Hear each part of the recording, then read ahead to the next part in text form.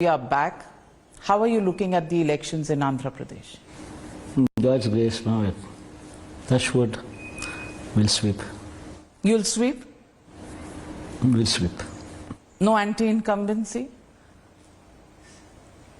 Who are you up against? Against the powerful NDA alliance of TDP and BJP on one side, and a family alliance on the other. Your sisters contesting and heading the Congress in Andhra Pradesh. Who is Jagan Reddy fighting with? We're fighting with everybody, ma'am. With everybody? Yeah, basically. So anyway, these people are together. But the other important aspect is even Congress is also propped up by Chandrababu Naidu. That's the unfortunate thing. In fact, Chandrababu Naidu remote controls Revant, and through Revant it is my sister.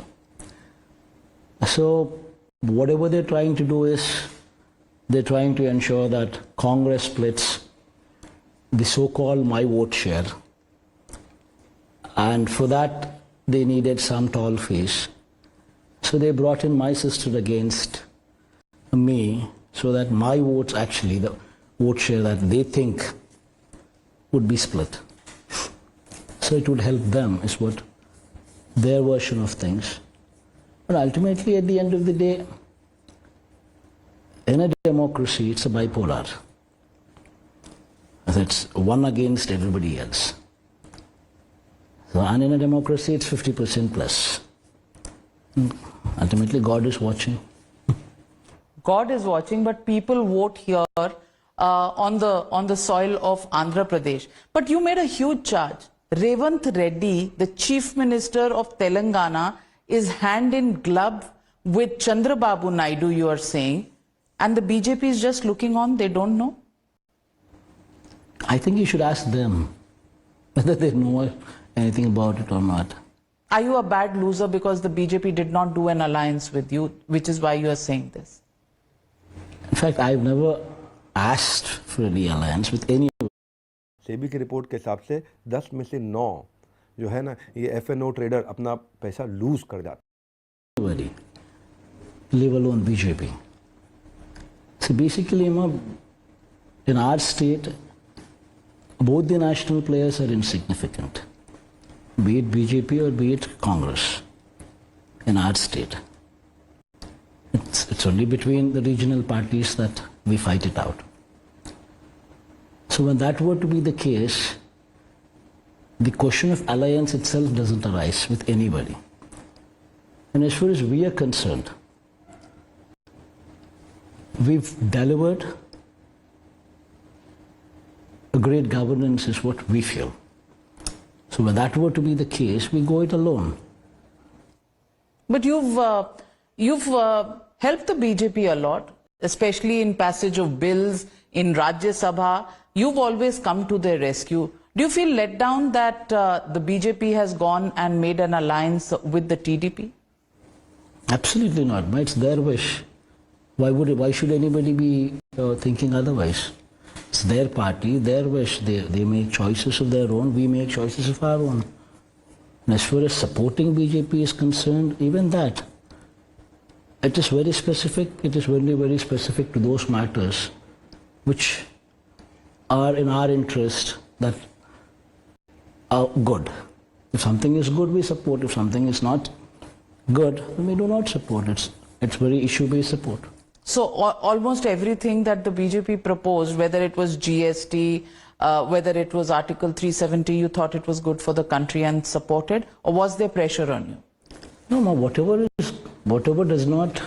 See, there are a lot of minority bills that we did not support. A lot of minority bills that we did not support also.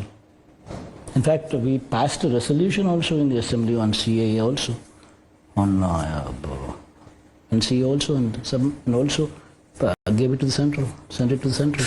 Many people say that special status for Andhra Pradesh was something that you wanted in return for the support you gave to the BJP on several of these bills.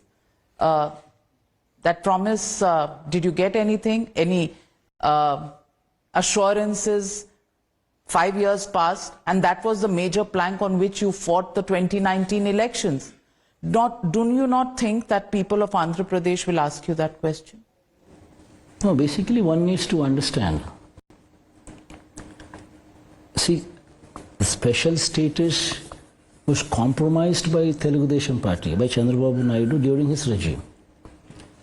And we are the people who strongly believe that special status to our state, which was promised in the parliament. But unfortunately, even Congress did not do a good job there because they did not incorporate this promise into the act. And that is what has given the BJP the freedom to not render us the special status. So both the national parties played havoc with Andhra Pradesh state as far as special status is concerned. And as far as we are concerned, dealing with special status is concerned, special status would always continue to be a very important aspect in our journey. And this special status, at some point of time, God willing, would come to us, provided whomsoever comes in Delhi, they do not get these numbers. So that's the reality of it. Are you saying that if it's a majority government, you will not get special status? If it's a coalition government, you have a better bargaining position with New Delhi? It's a fact. I mean, if you were to be in my shoes, and if you were to speak, if someone were to ask you this question, you would also say the same thing. Well, thankfully, I'm never going to be in your shoes. But No, it is what is visible to anybody's eyes. so do you think this time will be a coalition government or will it be a majority government? I do not know about the national scenario. I think you are a better judge there. So I can only give... I don't know of any politician who hasn't calculated this because a state that requires support from the center always makes its own assessment, and a chief minister as sharp as you would have made his own assessments, because if the BJP comes to power, situation X would prevail. If the opposition, which will have the Congress party, which you have sworn to be on the other side of, the situation would be different. So how are you assessing the situation? See, what the reality is, it's impossible to predict. Because I've not been touring the country, and it's only the surveys that come out on the national channels, which might be true, which might not be true. So, do you think Rahul Gandhi can be Prime Minister? between Rahul Gandhi and Modi ji, I've seen both of them. And except for 9 rupees. 9 rupees cannot even buy you this packet of biscuit. But what if I tell you that 9 few aspects concerning minorities, by and large, as a person, that man is better. That man, Modi. Being Modi ji is better as a person when compared to Rahul Gandhi. Because I've seen the worst of Rahul Gandhi. In fact, my own state, my own case, where my father, who actually worked with them, and after his death, how the Congress party harassed that very family. So I'm a witness to it. So I can never say that Rahul Gandhi is better off than anybody else. So that's about it. Then how does this work for your sister? Has she forgiven, moved on? Is power politics far more important than possibly, the letdown feeling that you feel is not shared? And it's not one sister, it's two of them. Sharmila and Sunita. They have their own reasons, and unfortunate thing is they're just on the wrong side, doing the wrong thing. And see, because I strongly believe that in politics, in one generation, you should have one person lead. Everybody else should be the supporting characters. It's not that there is a second generation. It's not that they are from second generation. So all what I told them is, please do not come into politics. Do business, do anything of your choice. We will all support you. But do not come into politics and do not create a situation where people exploit our relationship. It's all what was discussed. And because we did not support so, then, the rival factions in between intervened. And Rival factions from where? from Chandrababu Naidu, most They important. listen more to Chandrababu Naidu than you? Now, sir. Now, unfortunately, yes. See, unfortunately, what is very important in politics is having some kind of principles, some kind of credibility, character.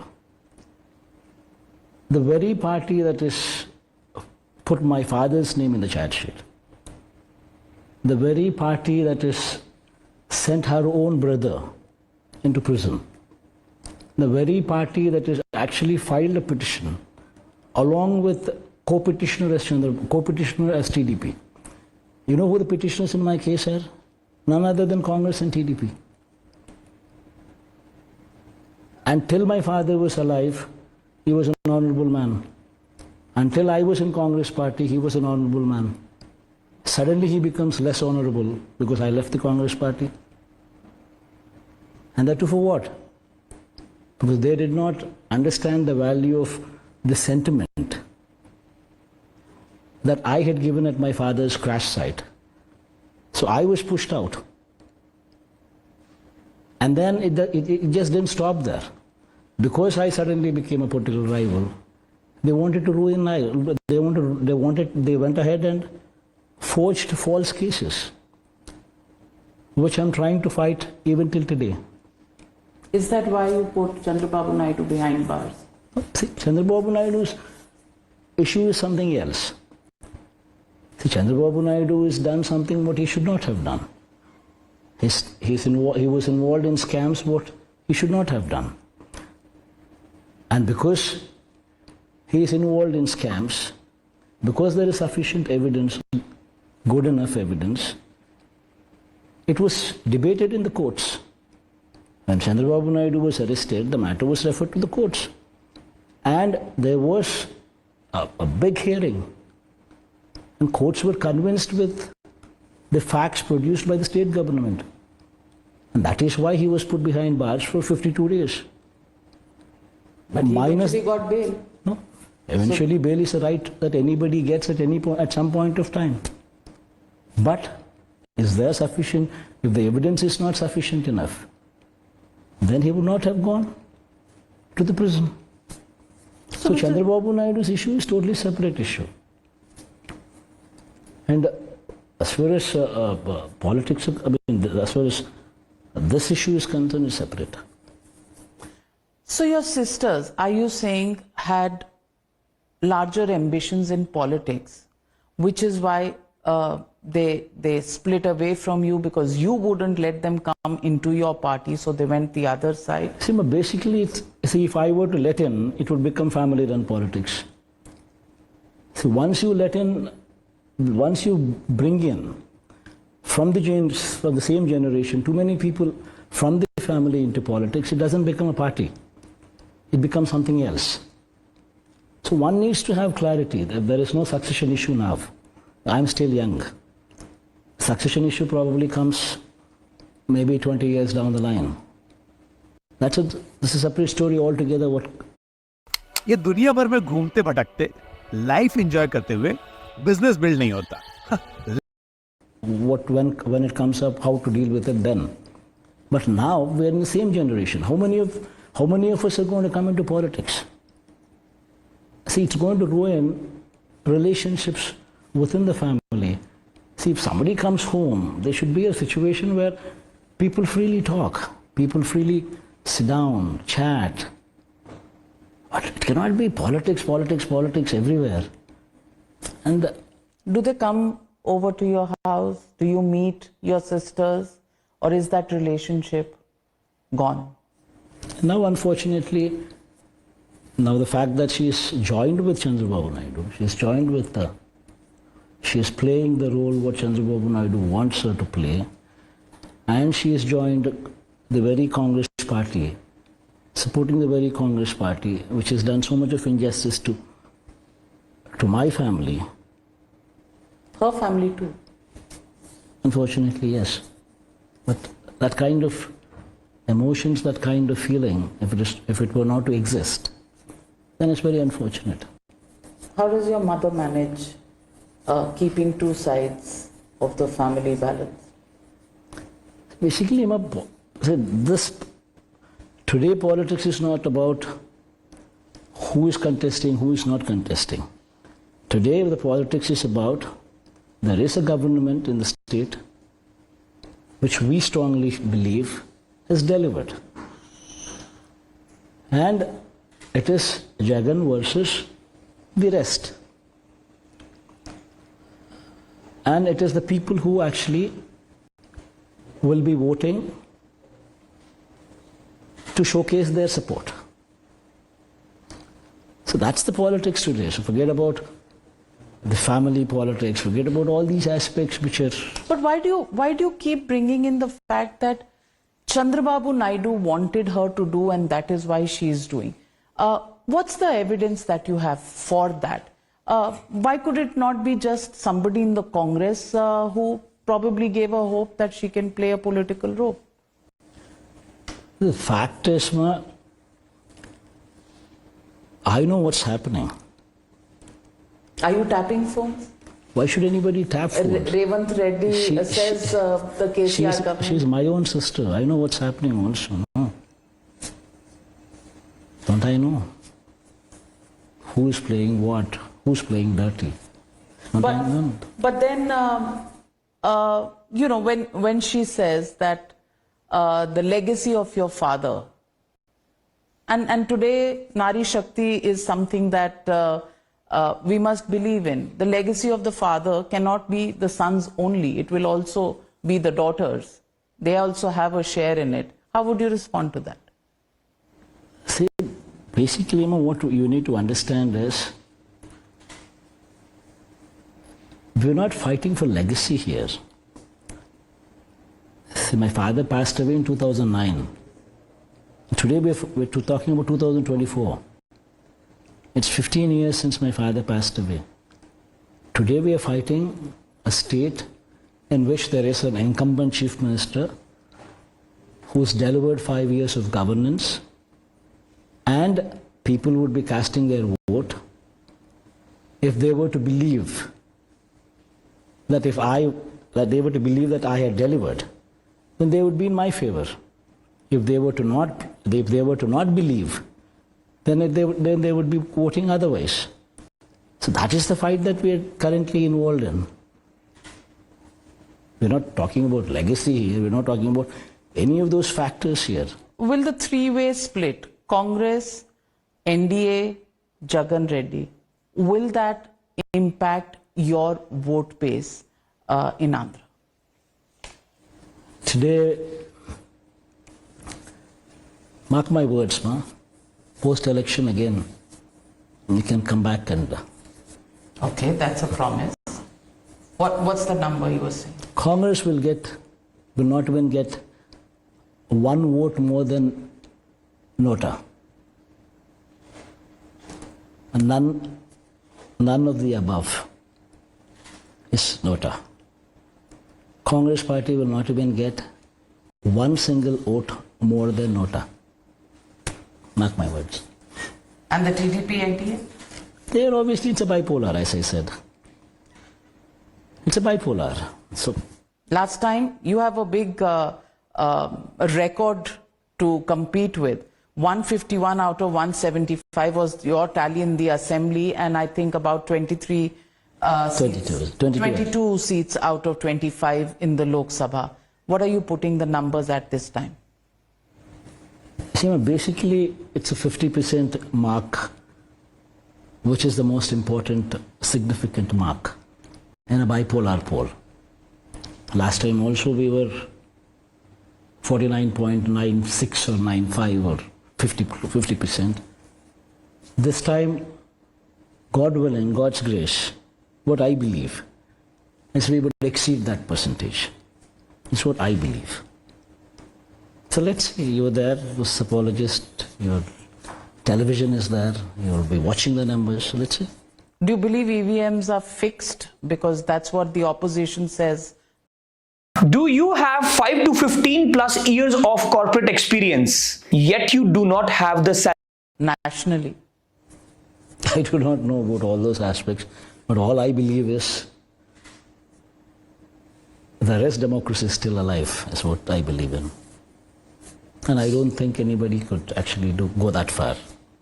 That's what I believe in.